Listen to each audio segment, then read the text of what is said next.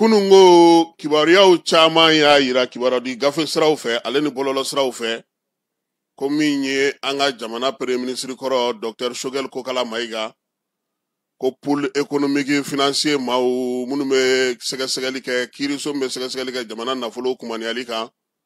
ko u ye a bila u bolokɔrɔ ye kunungo kiba nɔgɔnin fɛ an ye a ka sɔnadonba maître Cheikh Umaru Konare wele a ko k'u bɛ pôle kɔnɔna na n'u bɔra k'a bɛ kuma an fɛ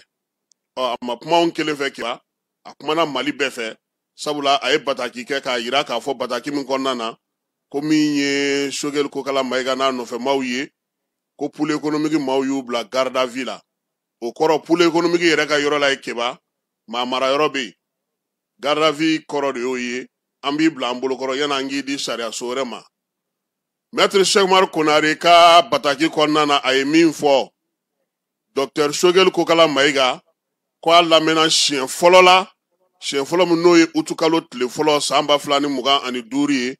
brigade min bɛ pôle économique et financier kɔnɔna na premier ministre kɔrɔ Choguel Kokala Mayiga a kun welela kunungo tarata utu kalo tile 12 o brigade kelen fɛ ko yaasa sɛgɛsɛgɛli min b'a kun kan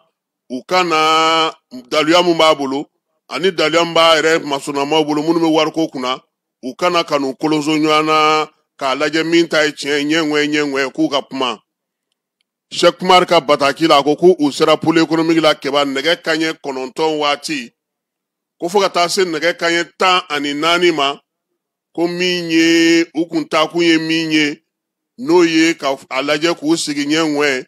Choguel ka DFM Choguel ka régisseur u ni Choguel yɛrɛ k'u sigi k'a fɔ ni ne donna nin na nin bɔra nin na ko yan'o ka kɛ kiiritigɛlaw n'olu ka brigade min bɛ yen u k'u lamɛn ko yan'o ka kɛ Cheikh Umaru ko min ye brigade maaw ye k'u nana ka na fɔ Choguel ɲɛna ani maa minnu b'a nɔfɛ k'u b'u mara u bolokɔrɔ ko yanni u ka kiiri sanfɛ kiiri yanni sɛbɛnw ka taa di olu ma olu minnu kan ka jalatigɛli kɛ ko nka ko Choguel ni a nɔfɛmaw kɛba k'u tɛ se ka taa so min ye mesure de garde à vue ye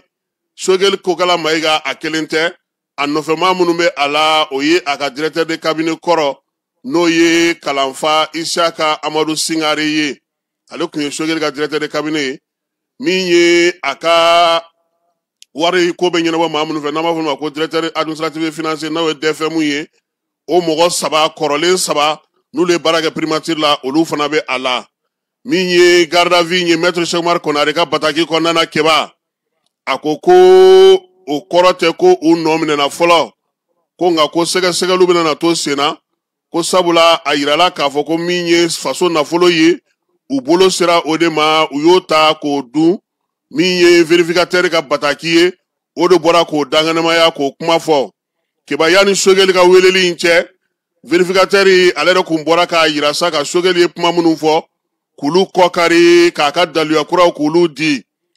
kunungo maître Cheikh Umaru ale kɔni dara Choguel ka sa k'a yira k'a fɔ n'u sera pôle économique la daluya kologiri minnu bɛ nana kɛ Dr Choguel bolo a n'a nɔfɛmaw u n'aw sigi ani vérificateur ka maaw ye min fɔ brigade maaw n'u ka ɲininkali kɛ yaasa faamuyali ka se ka kɛ ko o ma ye baara in na koyi nɛgɛ kanɲɛ 14 selen u y'a fɔ Choguel ye ko anw bɛ mara yan yanni i ka taa bila kiiriso kura wɛrɛ ka humu kɔnɔna na min bɛ anw fana sanfɛ Choguel Kokala Mayiga ni maa minɛlen don nin waati na kɛba min ye maître Cheikh Umaru Konare ye a ko brigade maaw k'u ye u minɛ ko nka ko kiiri tɛ fɔlɔ ko wa ko min ye jalakilima ta ka ɲɛsin u ma nɔminɛli ko tɛ u kan fo don min na ni sariya so dɔ bɛ yen n'o nana ka na min ye kiiri kɛ k'a yira sa k'a fɔ k'u nɔ minɛna n'o tɛ u bɛ bolo min kan bi halisa u bɛ sɛgɛsɛgɛli bolo kan maître Cheikh Umaru Konare ka kuma la ko sanayɛlɛ kiiriso min ka bon ni pôle économique ye n'o fana ye baara kɛ tuma min k'o de bɛ se k'a yira k'a fɔ n'o y'a sɔrɔ u nɔ minɛna n'u ma nɔ minɛ a ko fana a ka kuma laban na